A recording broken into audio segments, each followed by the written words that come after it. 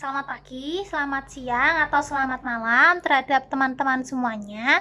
Semoga teman-teman tetap dalam keadaan sehat dan masih semangat untuk mengikuti kuliah online ini ya. Nah, sekarang saya dan nanti rekan-rekan saya pun juga turut menjelaskan mengenai seberapa yakinnya saudara terhadap pilihan yang telah saudara pilih untuk dilakukan di masa depan. Sekarang pentingnya self-efficacy atau keyakinan diri dalam perkuliahan itu tuh sangat berperan terhadap kinerja mahasiswa di kesehariannya. Dan sebenarnya tidak hanya di perkuliahan saja, tetapi pada organisasi, dalam kelas maupun dalam pergaulan itu juga sangat berperan. Saat ini, saya dan rekan-rekan kelompok saya akan membahas mengenai self-efficacy pada mahasiswa, khususnya mahasiswa psikologi angkatan 2017 yang sedang mengambil mata kuliah intervensi. Dan setelah diketahui dan dilakukan survei, cukup banyak mahasiswa angkatan 2017 yang sedang mengikuti mata kuliah intervensi ini merasa tidak yakin dengan kemampuannya untuk menjelaskan materi dalam bentuk training ini. Seperti yang udah kita ketahui juga bahwa mata kuliah intervensi ini melatih kita semua untuk memberikan training kepada orang lain. Nah, kemudian bagaimana sih kita bisa mengetahui seberapa mereka itu nggak yakin dengan kemampuannya mereka itu untuk memberikan training? Hal itu dapat dilihat dari kemampuannya ketika menjelaskan materi dalam bentuk training itu sendiri. Dapat dilihat dari reaksi fisiologisnya yang ditunjukkan oleh mahasiswa seperti berkeringat dingin, kemudian kaki atau tangan yang bergetar saat menjelaskan, dan lupa dengan materi yang akan disampaikan ketika sedang melakukan training. Oleh sebab itu, saya dan rekan-rekan kelompok saya ingin mencoba membantu mahasiswa psikologi angkatan 2017 agar merasa yakin dengan kemampuan dirinya untuk memberikan training ketika di kelas. Apa sih itu self-efficacy? Menurut Bandura sendiri, self-efficacy itu disebutkan sebagai judgement seseorang atas kemampuannya untuk merencanakan dan melaksanakan tindakan yang mengarah pada pencapaian tujuan tertentu. Nah, Bandura sendiri itu juga menggunakan istilah self-efficacy untuk mengacu pada keyakinan tentang kemampuan seseorang untuk mengorganisasikan dan melaksanakan tindakan untuk pencapaian hasil. Maka dari itu, self-efficacy itu sendiri dapat dikatakan sebagai keyakinan penilaian diri berkenaan dengan kompetensi seseorang untuk sukses dalam mengerjakan tugas-tugasnya. Nah, sebenarnya Bandura sendiri juga udah mengatakan kalau misalnya self-efficacy itu merupakan faktor kunci sumber tindakan manusia atau human agency mengenai apa yang orang itu pikirkan, apa yang dipercayai oleh orang itu, dan apa yang dirasakan orang itu dapat berpengaruh sebagaimana orang itu akan bertindak. Jadi, pikiran seseorang dan apa sih yang dipercaya oleh orang tersebut dalam dirinya itu akan berpengaruh sangat besar dan cukup signifikan untuk melakukan tindakan dari orang tersebut. Jadi apa yang dipikirkan oleh orang tersebut misalnya positif, maka tindakannya pun cenderung akan positif karena ia sudah berpikir dan sudah mempercayai bahwa dirinya itu positif.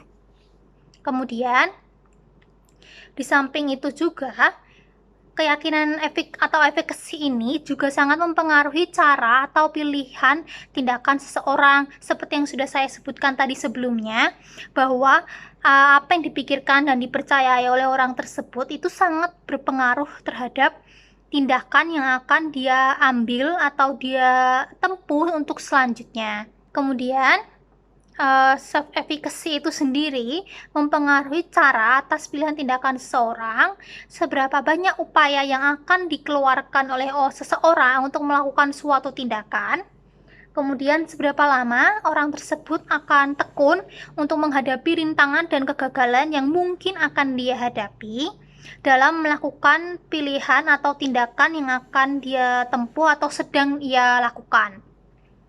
Kemudian tidak hanya itu saja, tetapi seberapa kuat sih ketahanan seseorang itu dalam menghadapi rintangan atau kegagalan. Jadi untuk menempuh suatu tujuan yang sudah ditetapkan oleh seseorang itu belum tentu hanya mulus-mulus saja ketika dijalani, akan tetapi juga pasti akan mendapatkan beberapa rintangan atau hambatan.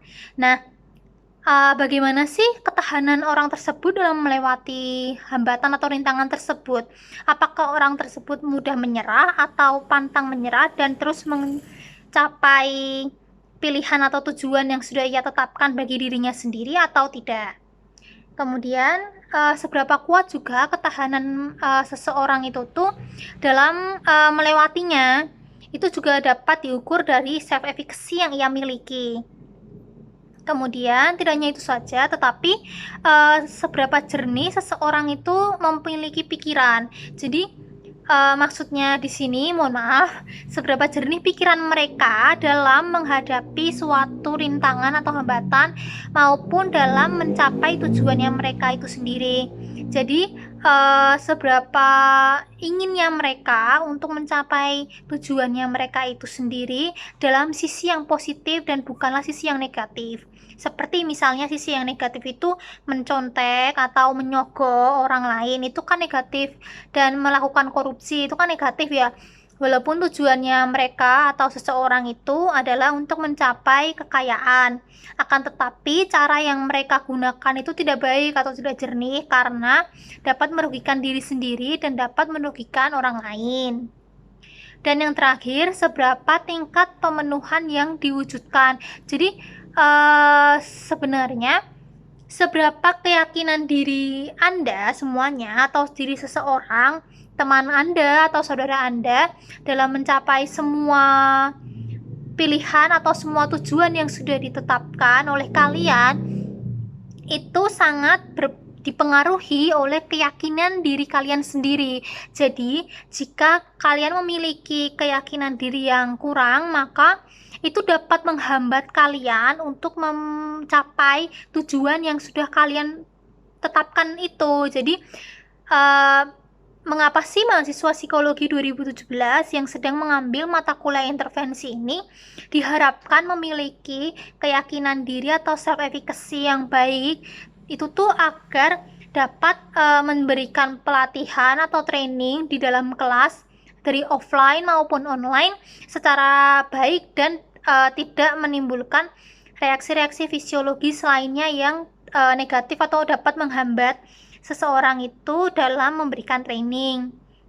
Jadi diharapkan dengan saya dan rekan-rekan saya memberikan penjelasan mengenai keyakinan diri ini dapat berguna untuk teman-teman kalian, teman-teman semuanya, untuk dapat lebih percaya terhadap diri kalian sendiri mengenai kemampuan kalian dalam memberikan training.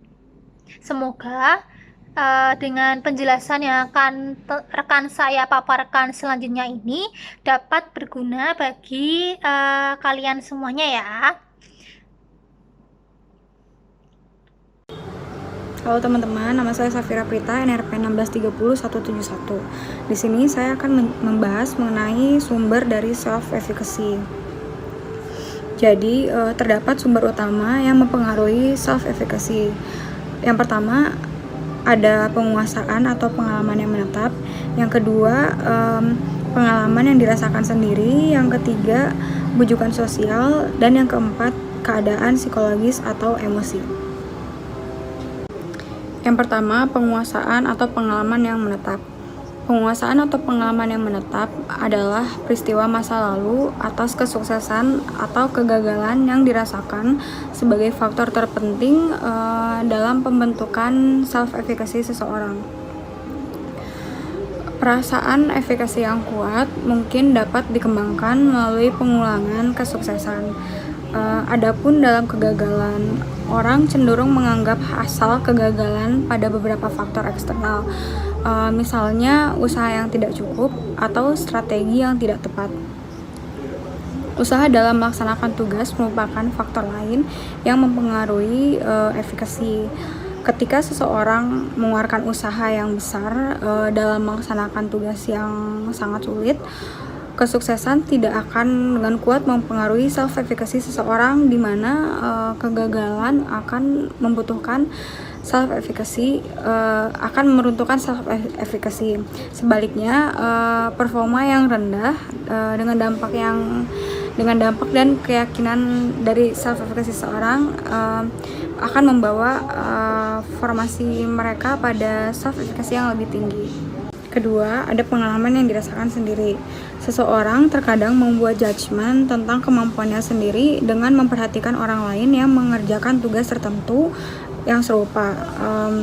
Kesuksesan orang lain mengidentifikasikan bahwa mereka sendiri dapat mengerjakan tugas yang sama, sementara kegagalan orang lain mungkin mengidentifikasi mereka yang tidak mengerjakan tugas.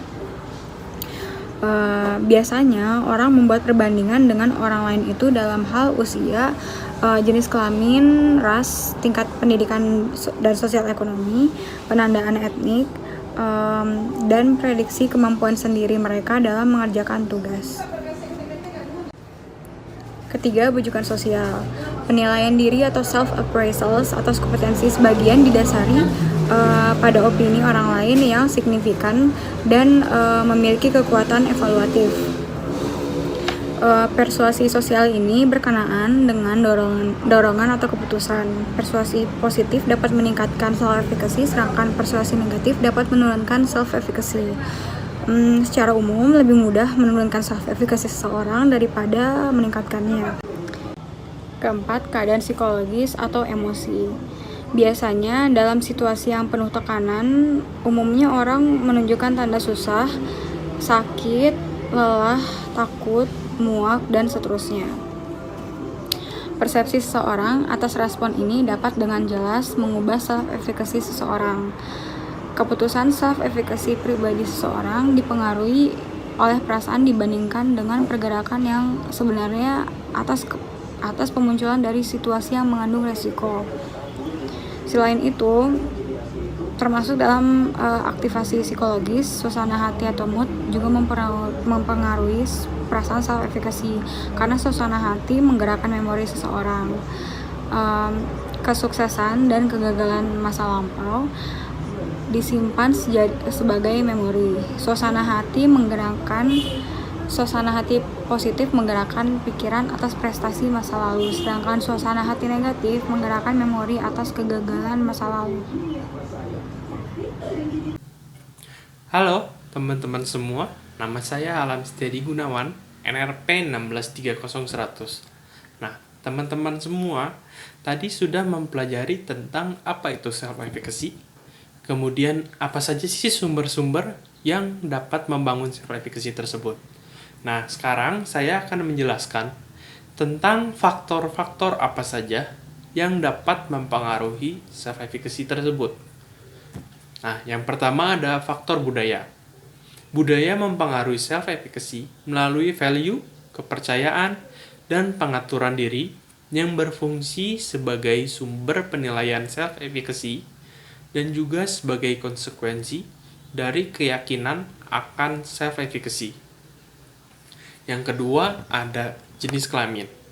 Perbedaan gender berpengaruh terhadap self-efficacy. Hal ini dapat dilihat dari penelitian Bandura pada tahun 1997 yang menyatakan bahwa wanita efikasinya lebih tinggi dalam mengelola perannya.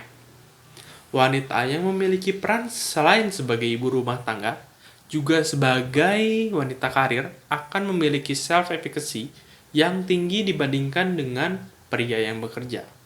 Nah, yang ketiga, ada sifat dari tugas yang dihadapi. Derajat kompleksitas dari kesulitan tugas yang dihadapi oleh individu akan mempengaruhi penilaian individu tersebut terhadap kemampuan dirinya sendiri. Semakin kompleks suatu tugas yang dihadapi individu, maka akan semakin rendah individu tersebut menilai kemampuannya. Sebaliknya, jika individu dihadapkan pada tugas yang mudah dan sederhana, maka akan semakin tinggi individu tersebut menilai kemampuannya. Jadi, semakin sulit tugas yang diberikan kepada individu, maka self-efficacy individu tersebut juga akan semakin rendah. Tapi sebaliknya, bila tugas yang diberikan mudah kepada individu, maka self-efficacy yang dimiliki individu akan semakin tinggi. Kemudian, yang keempat ada reward eksternal. Nah, faktor lain yang dapat mempengaruhi self-efficacy individu adalah reward yang diperolehnya. Bandura menyatakan bahwa salah satu faktor yang dapat meningkatkan self-efficacy adalah competent contingent incentive, yaitu reward yang diberikan oleh orang lain yang merefleksikan keberhasilan seseorang. Nah, yang kelima ada status atau peran individu dalam lingkungan. Individu yang memiliki status lebih tinggi akan memperoleh derajat kontrol yang lebih besar, sehingga self-efficacy yang dimilikinya juga tinggi. Sedangkan, individu yang memiliki status lebih rendah akan memiliki kontrol yang lebih kecil sehingga self-efficacy-nya yang dimilikinya juga rendah. Yang terakhir ada informasi tentang kemampuan diri. Individu akan memiliki self-efficacy tinggi jika ia memperoleh informasi positif mengenai dirinya.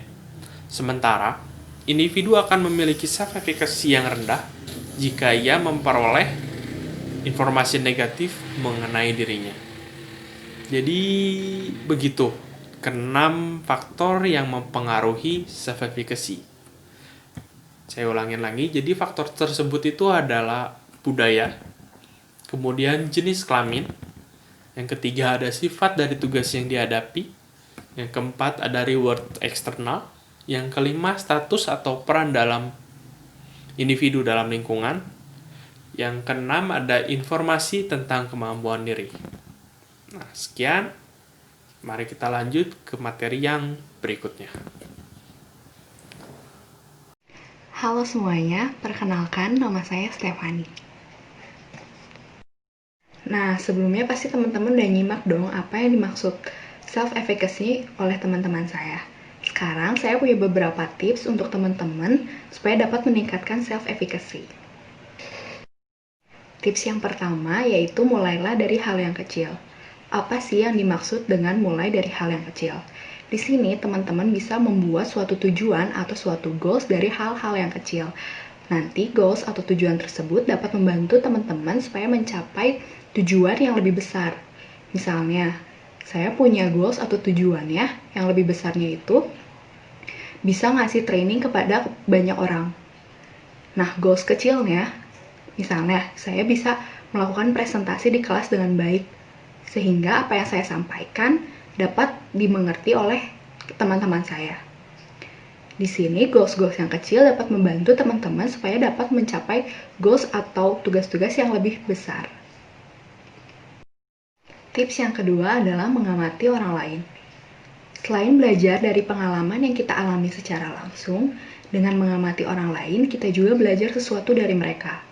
Misalnya, sebelumnya saya belum pernah memberikan training kepada teman-teman. Saya mengamati proses ketika teman-teman memberikan training di kelas. Dari situ saya belajar sesuatu. Misalnya saya belajar apa yang boleh dilakukan dan tidak boleh dilakukan oleh trainer ketika sedang memberikan training kepada orang lain. Nah, tips yang ketiga nih, yang terakhir, yaitu melihat ke belakang. Apa sih yang dimaksud melihat ke belakang? Maksudnya kita melihat yang sebelum-sebelumnya sudah kita lakukan. Apakah hal tersebut berhasil atau enggak? Nah, hal yang berhasil tersebut dapat kita pergunakan kembali untuk membantu kita menyelesaikan tugas-tugas atau goals yang ingin kita capai. Misalnya, di presentasi sebelumnya, saya dapat mengatasi kegugupan saya dan saya tahu nih kekurangan saya di mana ketika melakukan presentasi. Nanti, di presentasi selanjutnya saya dapat menerapkan gimana sih cara saya mengatasi kegugupan saya, dan saya juga jadi mengevaluasi apa yang sebelumnya kurang baik menjadi lebih baik. Seperti itu. Nah, itu adalah beberapa tips untuk dapat meningkatkan self-efficacy. Semoga dapat membantu teman-teman ya. Sekarang, coba deh teman-teman ambil satu lembar kertas dan ballpoint. Lalu tulisin satu hal yang pengen banget teman-teman lakuin, tapi belum pernah teman-teman lakuin karena sebelumnya teman-teman berpikir bahwa kayaknya saya belum mampu deh dengan kemampuan yang saya milikin untuk melakukan hal tersebut. Lalu tulisin hal-hal kecil apa atau langkah-langkah kecil apa yang bakalan teman-teman lakuin untuk mencapai hal tersebut. Selanjutnya, saya, Prasana Sucinovianti, NRP 17343, akan menjelaskan mengenai games. Tetapi sebelumnya kita lihat dulu yuk video yang berikut ini. Gamesnya bernama kursi tumpuan. Nah, di sini panitia menyiapkan kursi yang akan digunakan dan meminta peserta untuk menyimpan barang-barangnya pada sisi ruangan. Langkahnya adalah yang pertama, peserta akan dibagi ke dalam beberapa kelompok.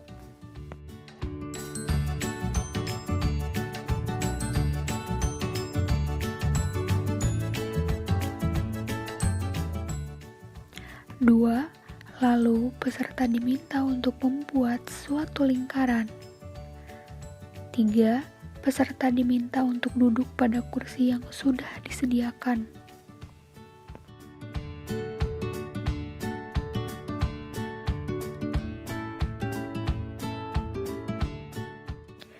Dan yang keempat, peserta diminta untuk menaruh kepalanya pada bagian kaki atau pahanya peserta lain sehingga setiap peserta akan saling menopang maupun ditopang.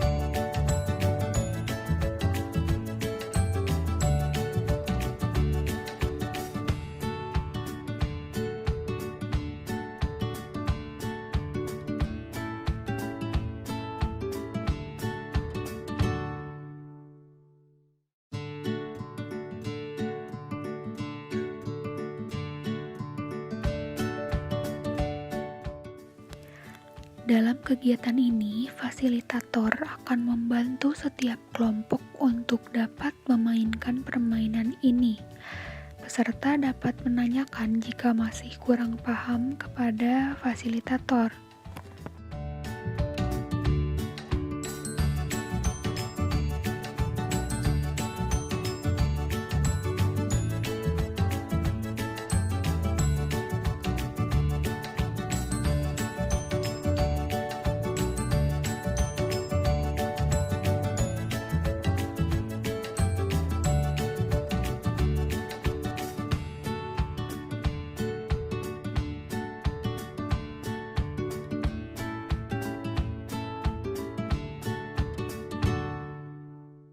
Nah, karena kalian tadi sudah melihat video dari gamesnya, sekarang waktunya saya untuk menjelaskan apa sih esensi dari gamesnya. Oke, jadi peserta dilatih untuk berusaha yakin dengan dirinya sendiri. Peserta akan menjadi orang yang menopang orang lain dengan pahanya, dan di waktu yang bersamaan juga peserta akan yakin kepada dirinya dan pada peserta lain yang akan menopang dirinya. Sebagai seorang penopang dari kepala peserta lain, peserta harus meyakinkan dirinya bahwa ia mampu untuk menopang kepala dari orang lain. Pada saat yang bersamaan juga, peserta sebagai seseorang yang menopang pada orang lain harus yakin pada dirinya sendiri bahwa ia mampu bertahan pada kaki orang lain.